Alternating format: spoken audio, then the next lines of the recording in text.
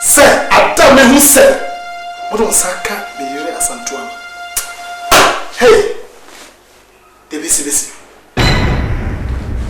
The ABC.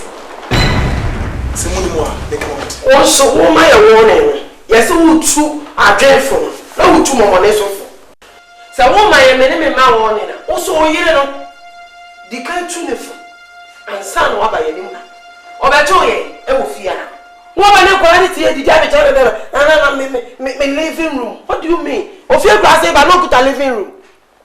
Not put a living room. Shadow, you can. Someone here, Bufifia. What? Someone here, Bufifia. Oh, dear, bro. Jake, oh, Tonyo. I know, someone here, Mubafi, if you are. What? Me why you say the wound nipper mammy? Eskimos, we more. Abegufia. Now, body any bill. Nyan coupon, now what dear.